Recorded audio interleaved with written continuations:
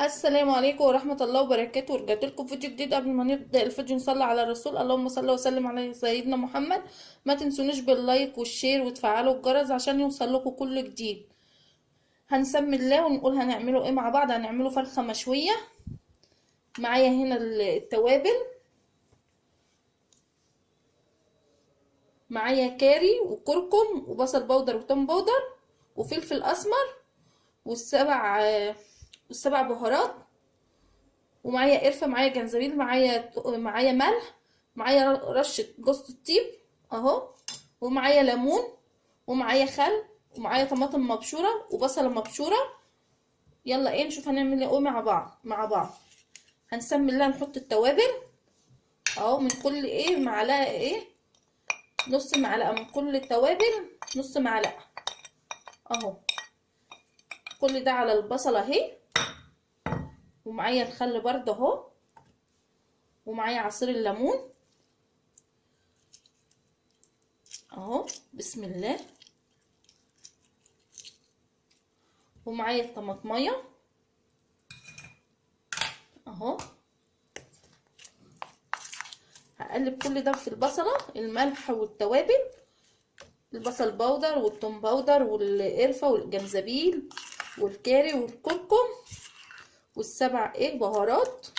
مفيش عندك حط بهارات فراخ او استكفي بالبهارات التانية اللي يريحك اهو. هقلبها كده كويس ونيجي على الفرخ. هنسمي الله. قبل ما نيجي بقى نعمل هجيب بقى الصدر كده اهو واعمل له فتحات، وبرده الورك انا اسمها كده اهو، كده فتحات كده عشان التتبيله تدخل معانا. وانا قمت عامله الورك كده برضو اسمها كده اهو، وعامله برضو في التاني وفي الصدر قمت جايه وعاملاه كده عشان خاطر اهو،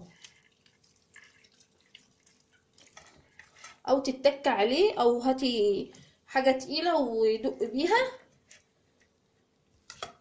هاجي بقى في التتبيله اللي احنا عاملينها اهو، التوابل والبصل والثوم اهو،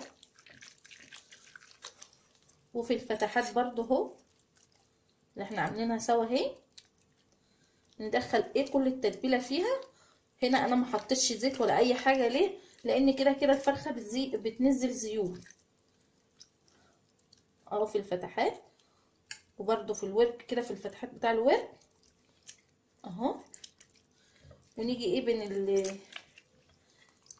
الجلد اللحم والجلد ندخل برضو شويه توابل، خلطه كده من اللي احنا عاملينها اهو اهو اهو بين الجلد واللحم كده زي ما انتم شايفين. وهقلبها اهو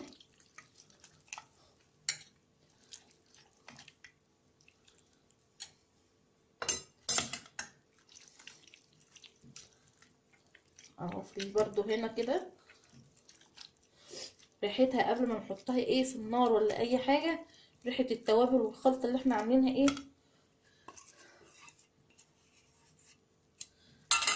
هشرح برضو من هنا كده عشان الفرخه تبقى مستويه معانا وحلو. وانا عامله لها محلول النقع اللي هو عباره عن ومبيتها فيه معلقه من السكر كبيره، ملح وخل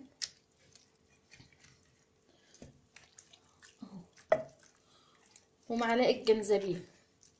ده المنقوع اللي احنا بنقع بيه الفراخ بتاعتي اهو، وببيته فيه عشان اي دم اي حاجه.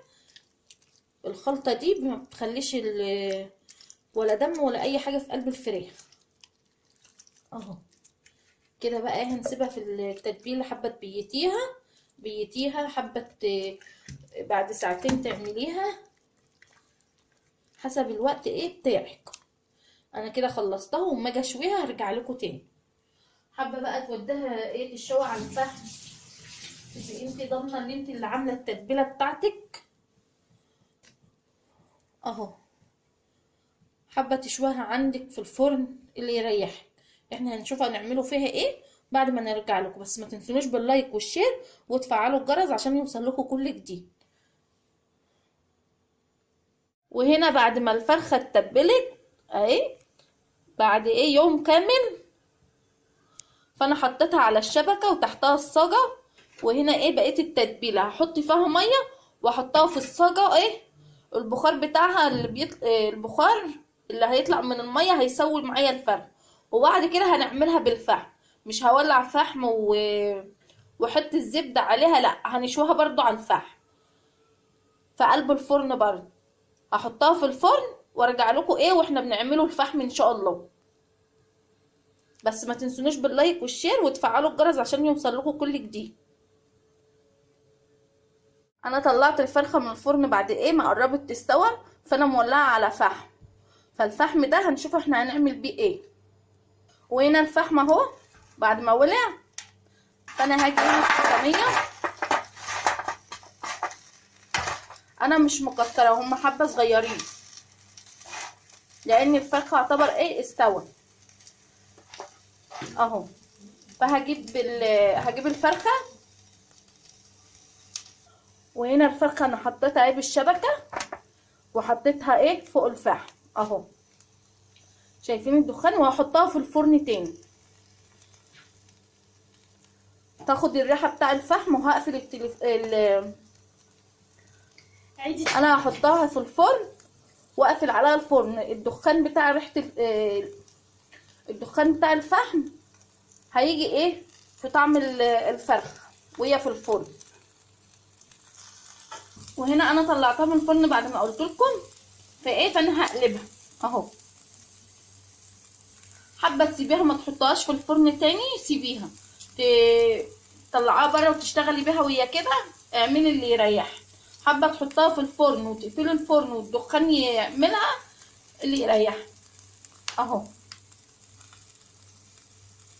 فانا هقلبها وارجع لكم تاني اهي.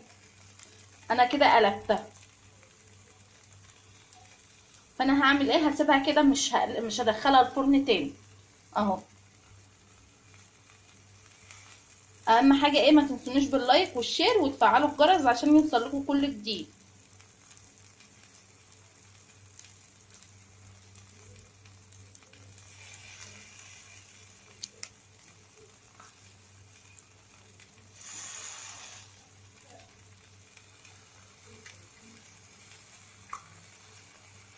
سامعين ويو شامين الريحه بقى تحفه بجد. الفرخه ايه بعد ما خلصناها شوي شويناها في الفرن وبعد كده شويناها على الفحم. لو حابين بقى تجربوا التجربه دي اكتبوا لي ايه في التعليقات. وما تنسوش تعملوا لايك وشير وتفعلوا الجرس عشان يوصل لكم كل جديد. باي، اشوفكم على فيديو جديد ان شاء الله.